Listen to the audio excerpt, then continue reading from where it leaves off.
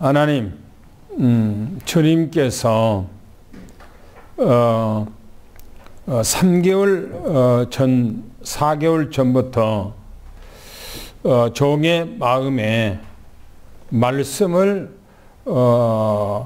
달리 준비해서 성경에 그리스도가 어떻게 이 땅에 오시게 됐는지 그 부분들을 구체적으로 말씀을 증거하라고 하는 주님의 사인이 있어서 마음에 정리하고 3개월 전부터 차근차근 준비해 오면서 2개월 전에부터 이 말씀을 증거하게 된 것 하나님 앞에 감사합니다. 우리는 예수 그리스도가 하나님의 중심이요, 또 성경의 이제 핵심이요, 또 교회의 중심이요, 또 우리의 신앙생활의 중심이 그리스도 외에는 없음을 압니다. 우리는 그리스도를 확실하게 알고 믿고 또 오직 그분을 따라서 살아가는 그런 믿음이 우리에게 확고하게 세워지도록 역사해 주시옵소서. 그래서 말씀을 들을 때에 하나님께서 우리에게 이 말씀이 각인되고 또 뿌리가 내려지고 체질화가 돼서 우리 영의 눈이 열려지고 오직 그리스도만 바라보아지는 그런 삶이 되도록 역사해 주시옵소서. 오늘 말씀을 들을 때에 하나님의 모든 흑암의 세력, 저주의 세력, 멸망의 세력, 혼란케 하는 어둠의 세력들은 예수님을 떠나가고 이 말씀에 집중하고 이 말씀 속에 흐름 속에 하나님의 계획을 또한 발견하는, 오직 그리스도를 발견하는 그런 시간이 되도록 하나님이 축복해 주시옵소서. 예수 그리스도 이름으로 간절히 기도하며 축복합니다. 아멘.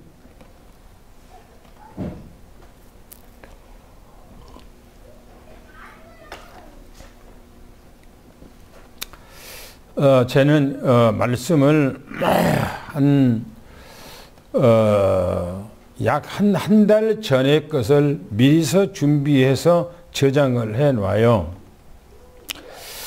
그래서 제가 말씀을 준비한 데 있어서 하나님께서 내게 마음속에 말씀을 새롭게 좀 준비를 해야 된다라고 하는 그런 마음이 자꾸 3, 4개월 전에 그 말씀이 내 마음에 왔어요.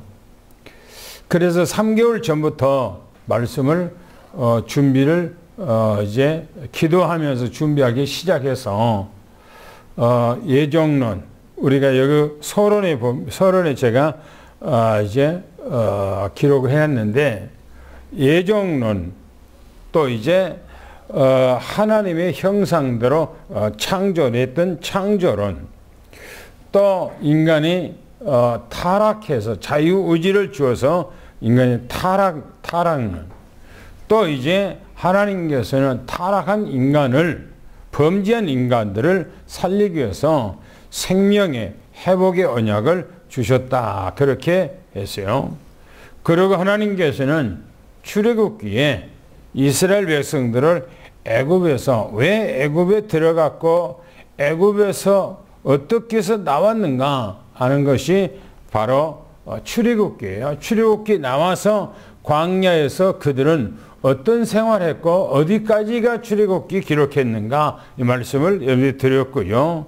또 레위기라고 하는 말은 바로 제사, 오늘로 말하면 예배가 하나님과의 교통할 수 있는, 소통할 수 있는, 하나님하고 관계할 수 있는 그 매개체가 바로 피 언약의 제사라 그랬습니다. 그것이 오늘날의 예배가 회복된 것을 말하고 있었죠.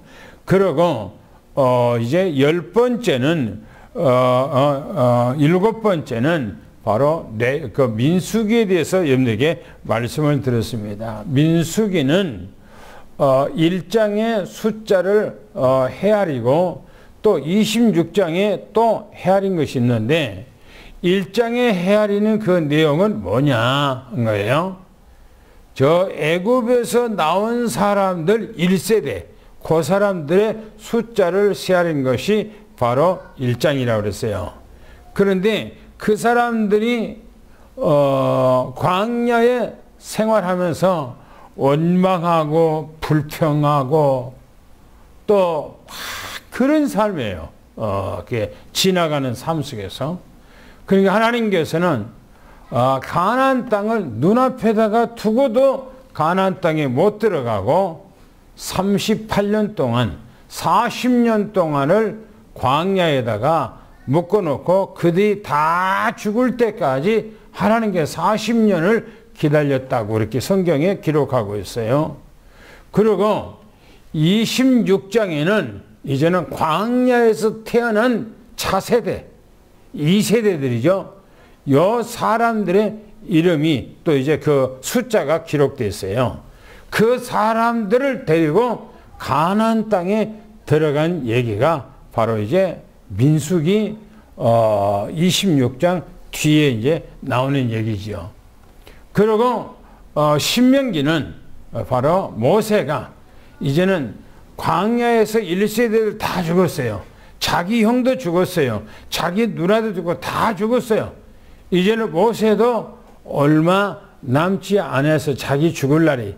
그래서 백성들에게, 거기 광야에 남은 백성들에게 너희들은 하나님의 말씀을 어떻게 듣고 어떻게 너희들이 살아왔기 때문에 이 말씀을 너희가 굳게 지키고 살아가되, 너희들이 가나안 땅에 들어가면은 가나안 땅에 들어가서 네 후손들에게 이렇게 말씀을 양육해라. 앉았을 때든지 누웠을 때든지 길을 갈 때든지 대문 밖에든지 대문 안에든지 항시 하나님의 말씀을 기록하고 자식들에게 그걸 가르쳐라 그랬어요. 왜 그렇게 하는가? 너희들이 이 땅에서 살아가는데 너희들이 복을 받고 못 받고는 바로 그 말씀을 어떻게 너희들이 지키고 사느냐에 따라서 달라진다 하고 28장에 1절부터 14절까지는 복에 대한 얘기예요. 너희들이 말씀 따라 살면 이런 복일 것이고, 만약에 말씀을 잃어버리고 말씀 저버리고 하나님을 잃어버리고 살면은 너희들은 이런 저주가 너희들에게 있을 것이다 라고 말씀하고 있었어요. 그래서 오늘은 구약 성경입니다. 그러니까 창세기, 출애굽기, 레위기, 민수기, 신명기는요 구약 성경의 복음서예요. 구약 성경 복음서. 실제적으로 거기는 율법에 대해서 기록하고 있는데 율법의 껍데기를 잘 벗겨보면 그 안에는 완전 복음이 딱 들어있어요. 그 복음이 뭐냐? 바로 그리스도예요. 그래서 예수님께서 공생의 생활하시면서 하신 얘기입니다. 모세의 율법이 나를 증거하고 있다. 그렇게 말하고 있어요. 또 구약의 선지자들이 나를 증거하고 있다. 그렇게 말하고 있어요. 또 시편이 나에 대해서 기록했다라고 그렇게 말하고 있어요. 그래서 이 모세 오경을 저는 중심으로 이제 놓고 복음을 증거했으니까 구약 성경 전체에 예수 그리스도에 대해서 어떻게 기록하고 있는가, 어떻게 예언하고 있는가, 그 말씀을 오늘은 증거해서 그걸 예언하고 있는 말씀이 이제 어떻게 성취됐는가 했을 때는 다음 주부터 이제 성취에 대한 그 부분들을 또 말씀을 증거해 드리려고 합니다. 그래서 인류의 구원자 한 사람이 이 땅에 나타날 것이다. 오늘 본문에 신명기서 18장 15절에 이 모세가 한 얘기예요. 많은 날 나와 같은 선지자 한 사람이 올 거라는 거예요. 나와 같은 선지자. 다시 말하면은 저 애굽에서 건져내서 우리 백성들을 구원한 것처럼 바로 먼 훗날 나와 같은 선지자가 이어와서 이 세상 가운데서 하나님의 백성들을 구원해서 천국으로 이끄는, 그래서 너희들은 그의 말을 들어야 산다, 그렇게 얘기하고 있어요, 오늘 말씀에. 그래서 이 분이 바로 누구냐? 성경에 예수 그리스도를 얘기하고 있는데요. 본론에 가서 첫 번째 구약 성경에 예수 그리스도의 탄생, 이 땅에 오실 것을 예언하고 있어요. 구약 성경에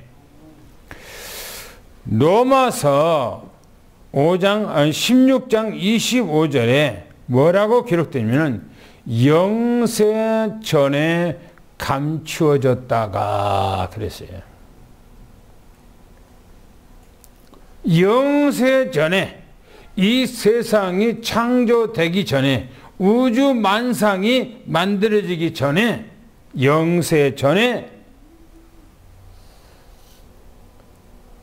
감춰진 분이라 그럴게요. 감춰진 분. 이 땅에 오시기로 약속했던 그 감춰진 분이 누구냐 하는 거예요. 성경 창세기 3장 15절에 그분을 여자의 후손이라 그렇게 말하고 있어요. 그러니까 창세기 3장 15절의 그 말씀이 영세 전에 애정이 됐기 때문에 창세기 3장 15절에 기록하고 있는 거예요. 여자의 후손으로. 이 말씀을 이사야서는 하나님께서 이사야 입술을 통해서 하신 말씀은 더 뚜렷하고 선명하게 얘기를 하고 있어요. 7장 14절에 그렇게 말합니다. 처녀가 잉태하여 아들을 낳으리니 그 이름이 임마누엘이라 하리라, 이렇게 말하고 있어요.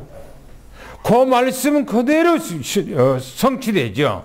그래서 이 처녀가 잉태하여 아들을 낳는다는 말은 남자와 결혼하지 아니하는 처녀예요. 처녀. 남자를 전혀 알지 못하는 이 처녀가 아기를 낳는데요. 근데 그 아기가 산의 아이를 낳는데요. 산의 아이를. 그런데 성경에 보면 이렇게 말하고 있어요. 창세기 12장 2절 3절에 보니까 이렇게 말합니다. 하나님께서 아브라함을 부르면서 하는 얘기예요. 분명히 성경에 얘기하기를 여자의 후손으로 이 땅에 오실 분을 얘기하고 있는데 누구 후손으로 이 땅에 오실 것인가에 대해서는 전혀 얘기 없다가 창세기 12장 아브라함을 불러서는 거기서 얘기를 하는 거예요. 뭐라고 얘기하는가? 내가 너로 큰 민족을 이루고 내가 너에게 복을 주어, 그렇게 말하고요. 3절에 말하기를 이렇게 말합니다. 땅의 모든 족속이 너를 통해서 복을 받을 것이라 그랬어요. 이 땅의 모든 족속이 너를 통해서 복을 받는다라고 했어요. 그러면 아브라함은 지금으로부터 4,000년 전의 사람이에요. 4,000년 전. 신약이 2,000년, 예수님이 이 땅에 오신 지가 2,000년 됐기 때문에 예수님보다 2,000년 전의 사람이 아브라함이에요. 그런데 아브라함은 이미 다 죽고, 아브라함은 죽고 없는데 무슨 아브라함을 통해서 복은 받는단 말입니까? 그 말은 아브라함을 말하는 것이 아니고 아브라함의 후손으로 이 땅에 오셔야 할 바로 여자의 후손 처녀가 낳으실 그 분을 얘기하고 있는 거예요. 할렐루야. 그런데 보세요. 성경에 보면 창세기 15장 4절에 이렇게 말합니다. 하나님께서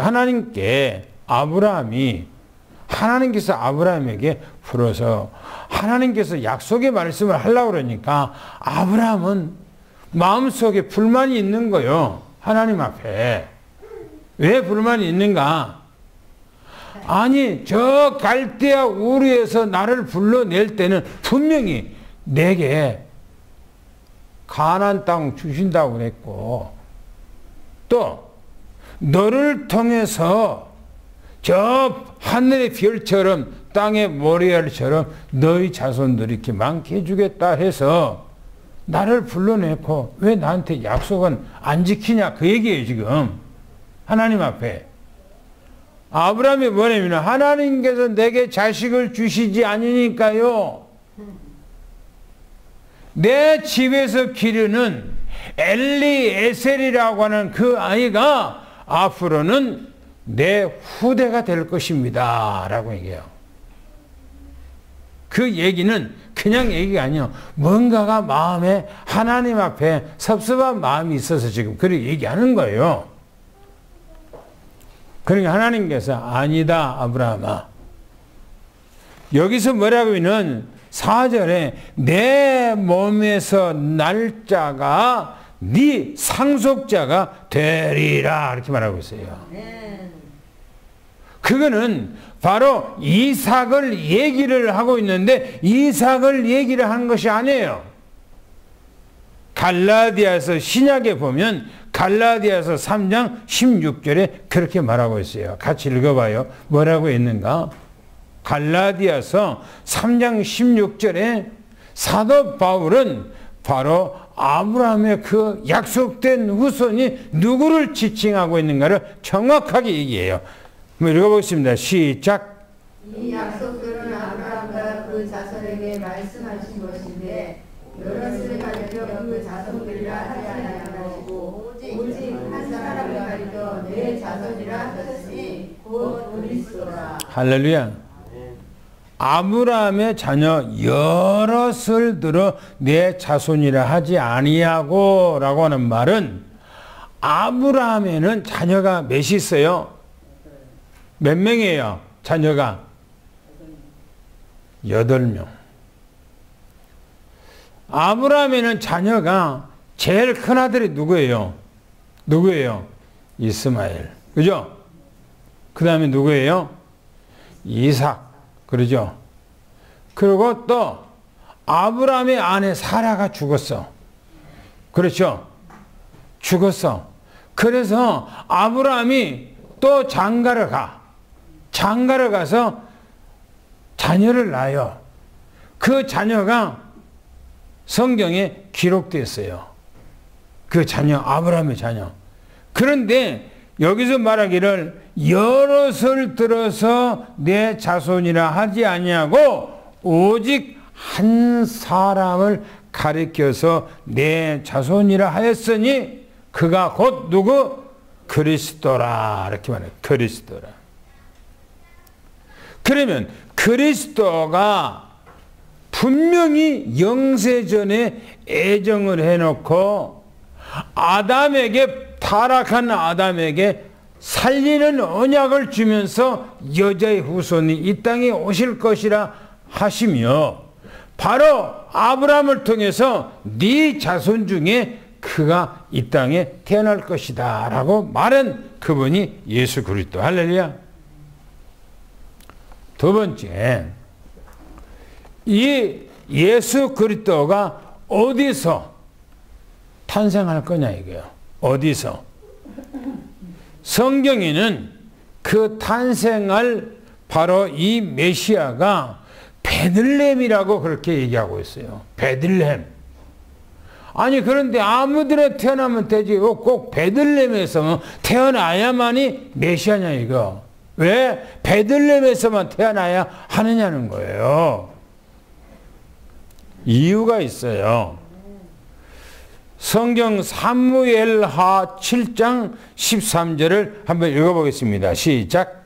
내게 위하여 책임할 것이요 나는 그의 나라 왕위를 영원히 견고하게 하리라. 그렇죠. 그는 그 말은 이 땅에 탄생한 메시아. 탄생할 메시아. 그는 내 이름을 건축할 것이요. 그랬어요. 건축할 것이요. 그 말은 솔로몬을 들어서 말한 것이 아니고 바로 예수님께서 이 성전을 헐어버리라. 내가 사흘에 지으리라. 할렐루야. 그 성전을 얘기하는 거예요. 마음의 성전, 영적 성전. 할렐루야. 그의 나라를 왕 위에 영원히 경고하게 하리라. 다시 말하면 메시아 예수 그리스도는 영원한 우리 왕이 될 것이다 라고 하는 말씀이에요. 그러면서 말하기를 미가서 5장 2절 말씀 한번 읽어보겠습니다. 또 한번 같이 읽어봅시다. 시작. 유대 땅 베들레헴아 너는 유대 고을 중에서 가장 작지 아니하도다. 내게서 한 다스리는 자가 나와서 내 백성 이스라엘의 자가 되리라. 보세요. 유대 땅 베들레헴아 그랬어요. 너는 유대 거울 중에서 가장 작지 아니하도다. 내게서 한 다스린 자가 나와서 내 백성 이스라엘 목자가 되리라 그랬어요. 이 말은 바로 예수 그리스도가 베들레헴에서 탄생할 것을 미가서는 이미 그 얘기를 하고 있는 거예요. 예수님이 탄생하기 몇백 년 전에 그런 얘기를 하고 있는 거예요. 또 이사야서 보겠습니다. 이사야서 11장 1절 2절을 한번 또 읽어보겠습니다. 뭐라고 말씀하는가요? 시작. 이새의 줄기에서 한 쌀이 나며 그 뿌리에서 한 가지가 나서 멸실할 것이요 그의 위에 여호와의 영 곧 지혜와 총명의 영이요 모략과 재능의 영이요 지식과 여호와를 경외하는 영이 강림하시니. 보세요. 이새의 줄기에서 그랬어요. 이새는 누구를 말합니까? 이새가 누구예요? 다윗의 아버지가 이새예요. 그 이새, 다시 말하면 이새의 그 후손을 통해서 그 줄기에서 그렇게 얘기해요. 그 줄기에서 한 싹이 난다 그랬어요. 다윗의 후손으로 이 땅에 오실 메시아를 얘기하고 있는 거예요. 그러면서 말하기를 이렇게 말합니다. 그 뿌리에서 한 가지가 나서 결실할 것이요. 메시아가 탄생할 것이요. 그 위에 여호와의 영, 곧 지혜와 총명의 영이요. 모략과 재능의 영이요. 지식과 여호와를 경외하는 영이 강림한다. 이 땅에 태어난다. 이 땅에 오신다. 지금 그런 얘기하고 있어요. 이 분이 여자의 후손이에요. 이 분이 바로 처녀로 처녀의 몸에서 탄생하실 예수 그리스도의 할렐루야. 그런데 보세요. 이 분이 누구신가 근본을 얘기하고 있어요. 이사야서 9장 6절을 우리 다 함께 한번 읽어보겠습니다. 뭐라겠는가요? 시작. 이는 한 아기가 우리에게 낳고 한 아들을 우리에게 주신 바 되었는데 그의 어깨에는 정사를 메었고 그의 이름은 기묘자라 모사라 전능하신 하나님이라 영존하시는 아버지라 평강의 왕이라 할 것이니라. 또 그 밑에요. 정사와 권세 없어요? 예, 그 주부에 없는가 봐요. 되어 있는데 9장 이사야서 9장 6절에 보면 한 아기가 우리에게 낳고 오신다는 거예요. 그 아기가. 그런데 한 아들을 우리에게 주신 바 되었는데 그 어깨에는 정사가 메었고 그랬어요. 계급장이에요. 계급장. 그 어깨는 어마어마한 그 계급장을 달고 이 땅에 온다는 거예요.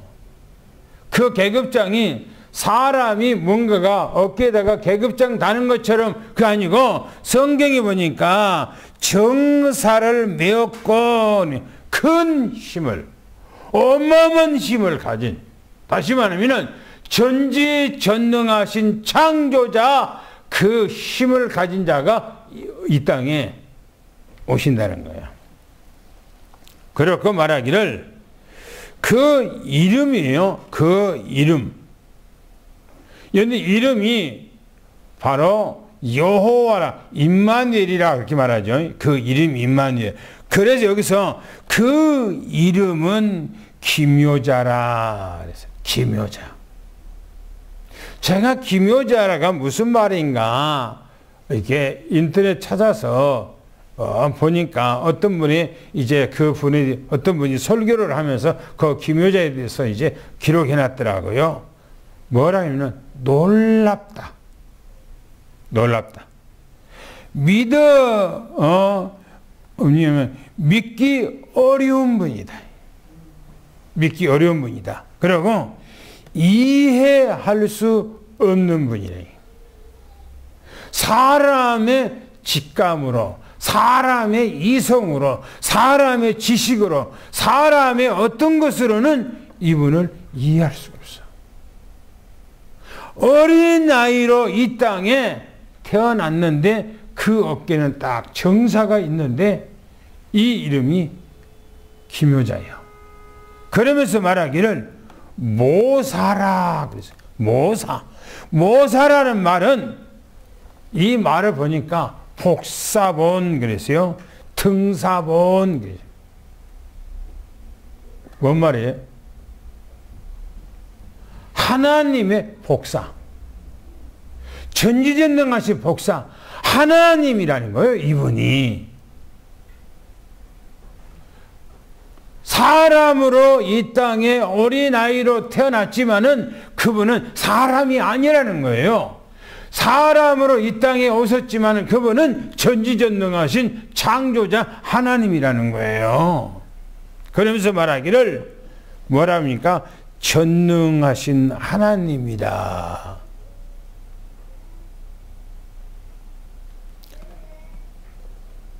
이사야가 예수님이 태어나기 전에 700년 전에 이 예언을 한 거예요.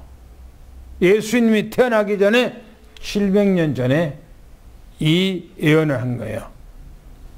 그러면서 영존하신 아버지라 그랬어요. 영존하신 아버지라는 것은 영원히 존재하시는 우리 아버지라.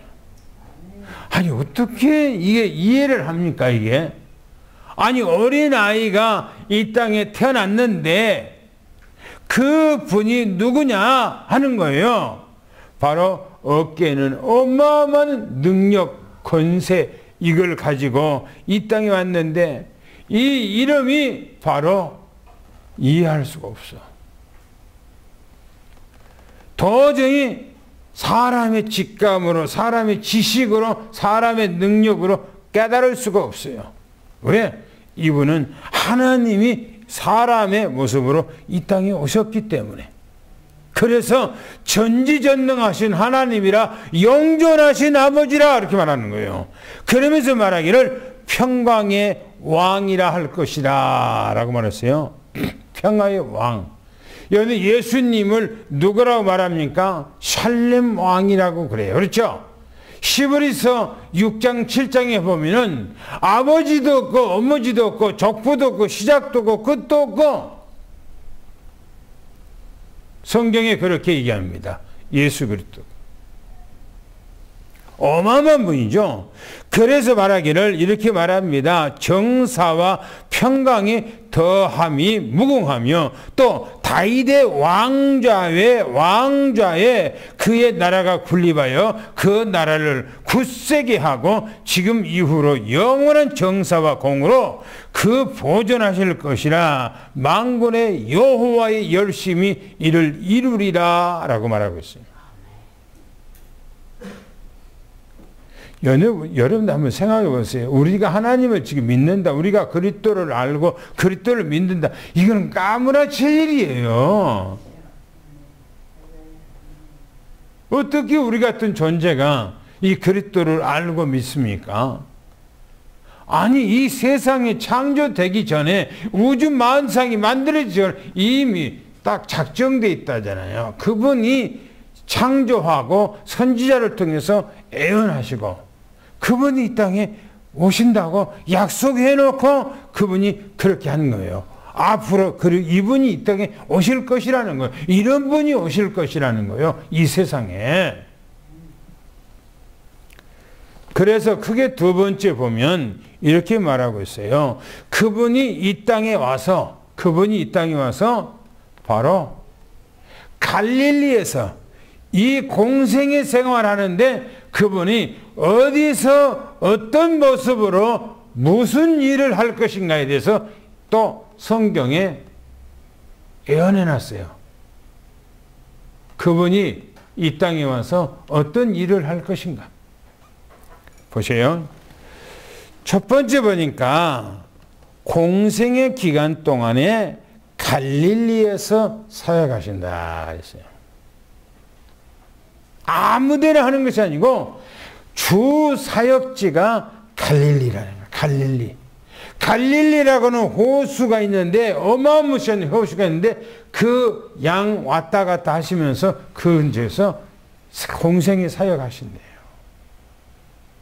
그러면서 그곳에 옛날에는 하나님 앞에 버려진 땅인데 그곳에 생명의 빛이 임하고 그렇게 말하고 있어요. 한번 읽어봅시다. 뭐라겠는가. 이사야서 9장 1절 2절 한번 읽어보겠습니다. 시작. 전에 고통받던 자들에게는 흑암이 없으리로다. 옛적에는 여호와께서 스불론 땅과 납달리 땅이 멸시를 당하게 하셨더니 후에는 해변 길과 요단 저쪽 이방의 갈릴리를 영화롭게 하셨느니라. 흑암에 행하던 백성이 큰 빛을 보고 사방에 그늘진 땅에 거주하던 자에게 빛이 비칠도다. 여러분 보세요. 이사야가 메시아가 이 땅에 오시기 전에 어디서 사역하는데 그 지역에 어떤 일이 일어나는가 하는 것을 얘기하고 있어요. 전에 고통받던 자들에게는 흑암이 없어요. 예전에는 관심이 없어요. 하나님께서 그곳에. 그런데 이제는 흑암이 없다는 겁니다. 어둠이 없다는 거예요. 그곳에. 왜? 메시아가 오기 때문에. 그러면서 말하기를 옛적에는 여호와께서 스불론 땅과 납달리 땅이 멸시를 당하였더니 그 지역에는 하나님 앞에 버려진 땅인 것처럼 그렇게 됐다는 거예요. 그러나 후에는 해변의 길과 해변의 길이라고 하는 것은 갈릴리의 주변인을 말하고 있어요. 그러면서 말하기를 요단 족족 이방의 갈릴리가 영화롭게 하셨느니라 그렇게 말하고 있어요. 이방의 갈릴리. 그 지역에는 이방의 땅이라고 치부를 하고 그 지역은 아예 흑암의 땅이라고 어둠의 땅이라고 칭함을 받은 거예요. 다시 말해 오늘날에요. 이스라엘 외에는 전체 전부 다 이방의 땅 아닙니까? 그러면서 말하기를 흑암에 행하던 백성이 큰 빛을 보고 누구를 봤어요? 메시아를 본 얘기예요. 메시아. 그래서 사망의 그늘진 땅에 거주하던 자들에게 빛이 비추리로다. 예수 그리스도가 이 땅에 오심으로 우리에게는 영원한 하나님의 생명의 빛이 비춰진다는 거예요. 할렐루야. 어마어마한 거 아닙니까? 연히 예수님에 대해서 여러분들이 그렇게 생각하지 마세요. 여러분 조만간에 주님 이 땅에 오셔요. 연히 세상이 어떻게 지금 가고 있는 거 지금 여러분들 잘 모르겠습니까?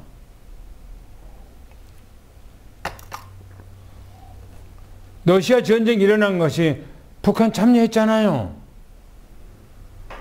지금 이란하고 러시아하고 지금 동맹을 해서 같이 하려고 하잖아요. 또 중국도 거기다 참여한다고 하잖아요. 그럼 어떻게 됩니까? 성경에서 말한 그대로 3차 전쟁이 일어나요. 그러면 이 땅은 그냥 끝나는 거예요. 이 땅에. 그 가잖아요. 스멀스멀 가고 있잖아요. 거리요.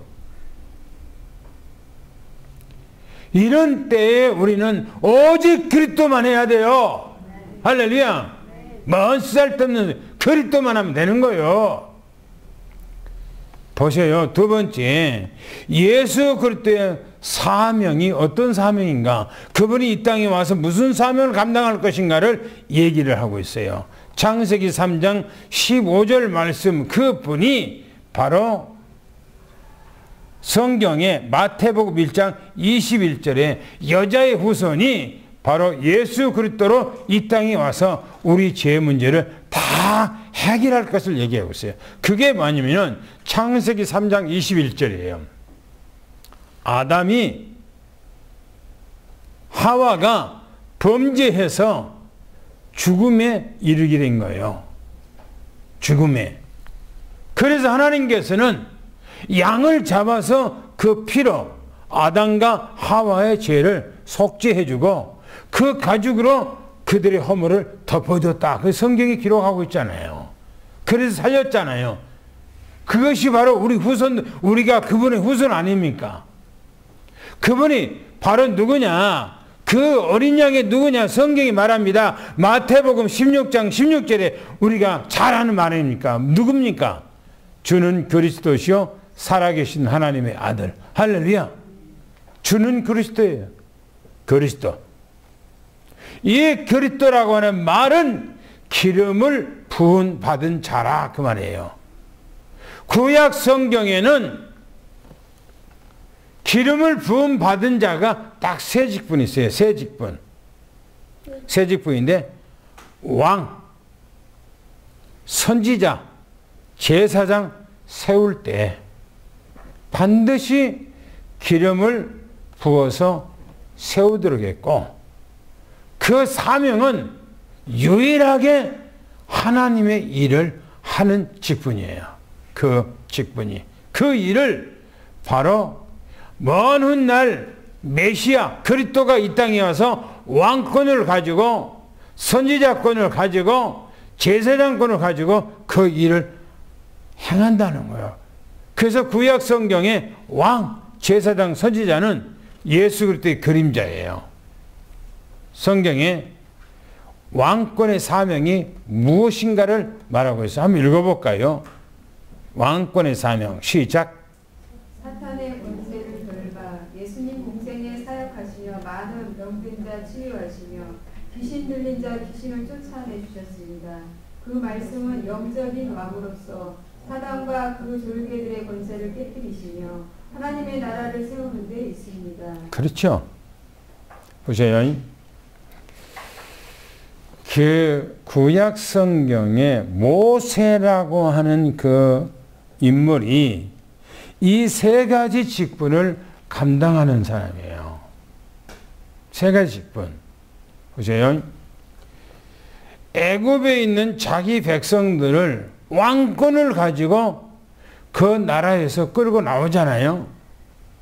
그 애굽이라고 하는 바로는 사단을 상징해요. 애굽이라고 하는 그 나라는 세상을 상징해요. 애굽의 백성들은 바로 사단의 졸개들, 귀신, 마귀, 악령들을 상징해요. 거기서 이스라엘 백성들이 종으로 묶여져 있는 거예요. 오만 가지 고통 가운데 있는 거예요. 모세가 왕권을 가지고 거기서 자기 백성들을 끌고 나오잖아요. 데리고 나오잖아요. 왕권이에요. 두 번째는 선지자권입니다. 선지자. 한번 읽어볼까요? 시작. 천국 복음의 증거. 예수님은 이 땅에 오셔서 생명의 말씀을 주셨습니다. 구약의 선지자들과 다른 천국 복음을 증거한 것입니다. 마태복음 5장에서 7장까지 산상수훈 생명의 진주를 주신 것입니다. 공생의 기간 동안 믿는 사람들이 영원히 소생하는 생명의 말씀입니다. 모세는 선지자권을 얘기하잖아요. 선지자. 백성들을 말씀을 통해서 그들을 가나안에서, 그러니까 애굽에서 끌고 나서 광야에서 인도하잖아요. 말씀을 통해서. 그 선지자권이에요. 선지자권. 또 제사장권을 갖고 있죠. 또 한번 봅시다. 제사장 사명이 있는데 한번 또 봅시다. 시작. 원죄와 허물까지 해결. 공생의 마지막 주관은 제사장으로서 어린 양으로 주 중요함은 이루 다 말로 다 할 수 없습니다. 마태복음, 마가복음, 누가복음, 요한복음 3장 1절 3분의 2를 마지막 한 주간 사역을 기록하고 있습니다.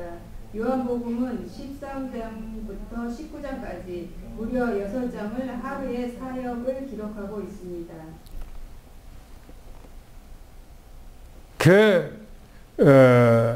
모세가 백성들을 애굽에서 꺼내 와서 그 광야로 인도하고 하나님 앞에 제사를 하면서 백성들을 속죄해주고 하는 일, 물론 자기 형이 아론이 했죠. 예수님께서 이 사역, 왕권을 사용해서 흑암 세력에 묶여있는 우리들을 거기서 건져내는 거. 두 번째는 예수님께서 말씀을 통해서 우리를 인도하는 거. 그래서 우리는 이 땅에 살아가면서 계속 주님의 말씀을 우리가 늘 상고해야 돼요. 그리고 말씀을 갖고 늘 살아가야 돼요. 인도받아야 돼요. 또 예수님은 우리의 제사장이라 예수님 안에서 우리가 믿음으로 우리가 속죄를 받아야 돼요. 할렐루야. 구약 성경에 이걸 예언한 거예요. 구약 성경에. 또 마지막 세 번째는 메시아 마지막 사명은 한 주간 동안, 아니 예수님께서 하루에 있었던 일을 오늘 기록하고 있어요. 하루에 있었던 것을 앞으로 이렇게 할 것이라고 얘기를 하고 있어요. 이렇게 될 것이라고 얘기하고 있어요. 가룟 유다가 대신할 것을 얘기하고 있어요. 시편 41편 9절 말씀을 말합니다. 한번 읽어볼까요? 시작. 내가 신뢰하여 내 떡을 나눠 먹던 나의 가까운 친구도 나를 대적하여 그의 발꿈치를 들었나이다. 시편에 다윗이 고백하기를 내가 신뢰하여 내 떡을 나눠 먹던 나의 가까운 친구도 나를 대적하여 그의 발꿈치를 들었다 그랬어요. 발꿈치를 들었다는 말은 예수님을 배신한 것을 얘기를 하고 있어요. 성경에 그대로 얘기하고 있어요. 성경에 그대로 얘기하고 있어요. 이루어진 것에 대해서 그대로 얘기하고 있어요. 가룟 유다가 예수님을 완전히 팔아먹어 버리잖아요. 은 30냥에. 그리고 거짓 증인들을 많이 세워서 예수님을 완전히 죄인으로 묶어버립니다. 죄인으로. 구약 성경에 속죄를 할 때는 양을 데리고 와서 그 양 위에다가 손을 얹고 자기 죄를 다 양에다가 전가를 하고 양을 죽여요. 그래서 내가 대신 나가 죽을 것을 내 죄를 전가했던 이 양이 대신 죽는 거예요. 그런 것처럼 인간의 죄를 다 예수님 앞에 전가를 해요. 그리고 예수님을 죽이죠. 한번 시편 읽어보겠습니다. 27편 12절 말씀 읽어보겠습니다. 시작. 내 생명을 내 대적에게 맡기지 마소서. 위증자와 악을 토하는 자가 일어나 나를 치려 함이니이다. 보세요.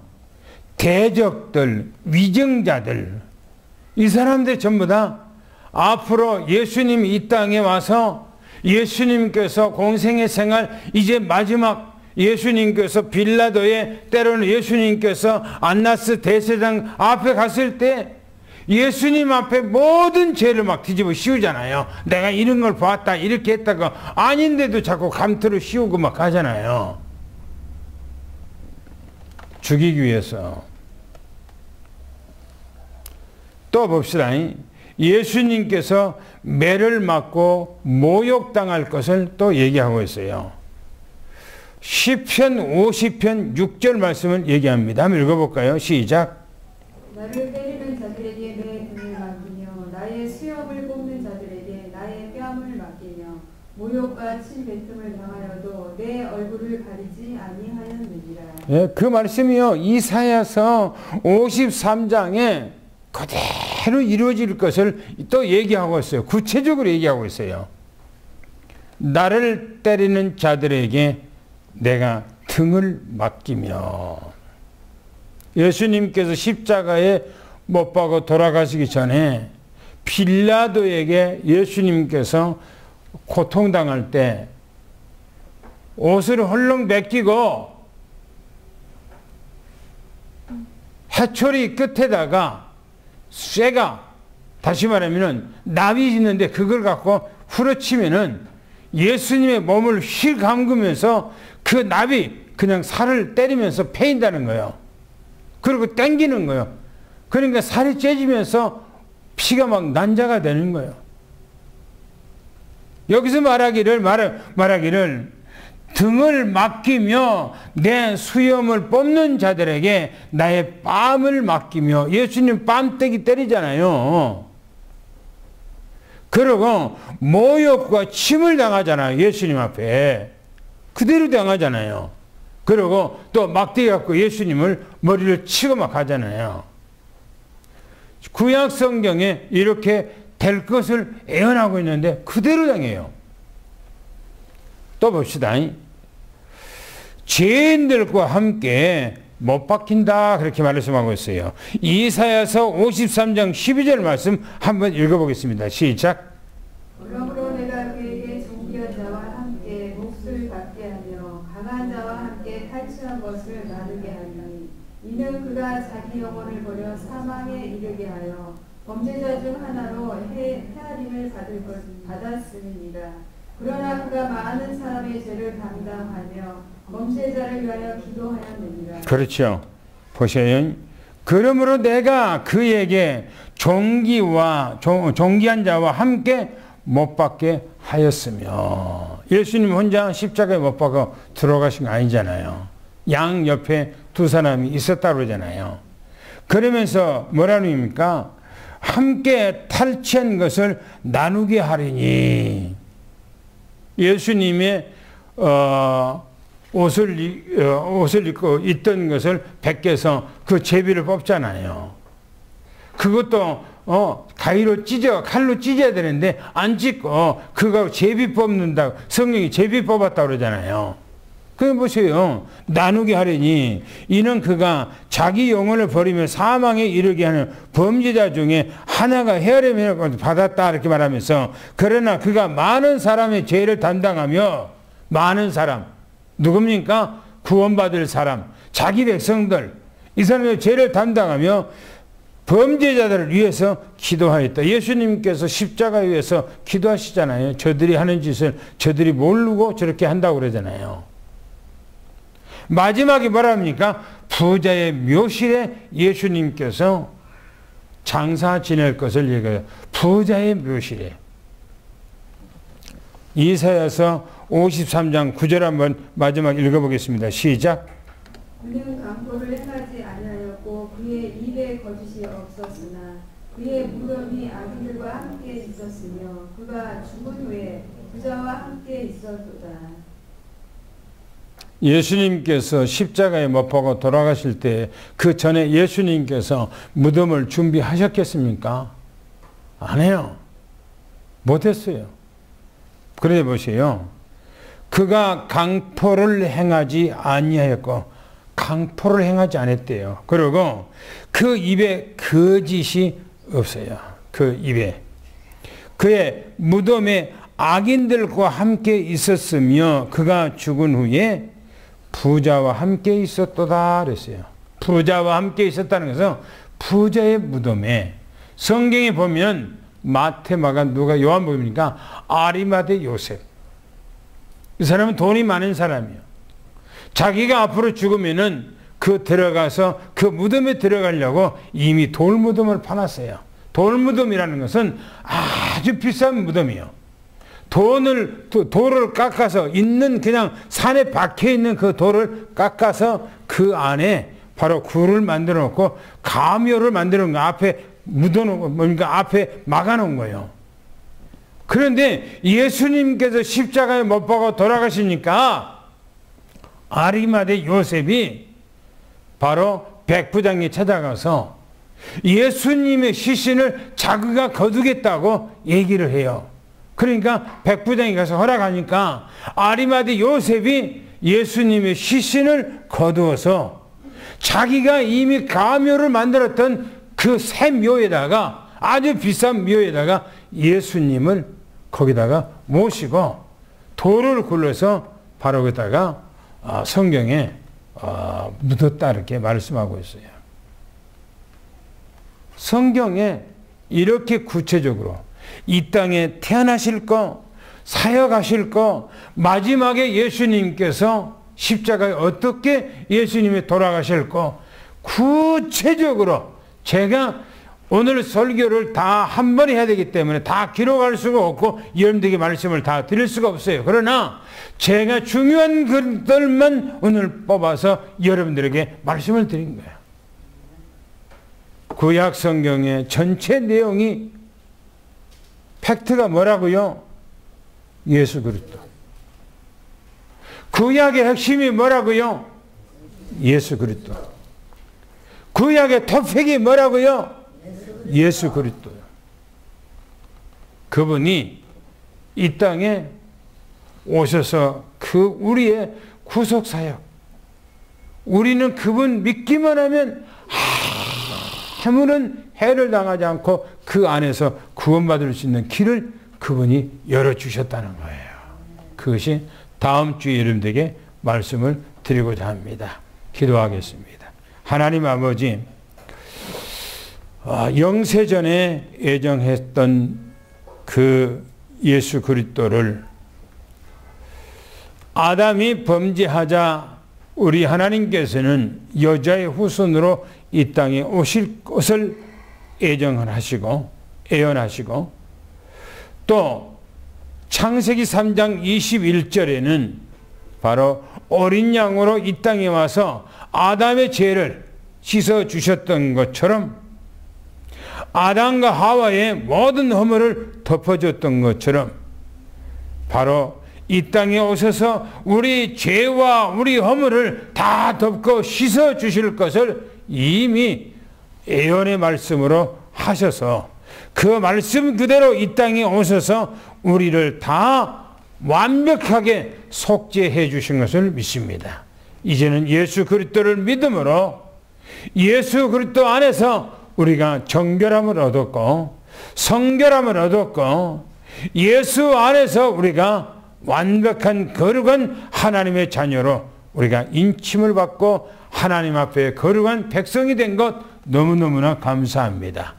오늘 우리 삼성교회 우리 장로님들, 권사님들, 집사님들 모든 렘넌트까지 예수 안에서 이 참복음을 누리고 날마다 주 안에서 영적으로 서밋되게 도와주시옵소서. 우리 주 예수 그리스도 이름으로 간절히 기도합니다. 할렐루야.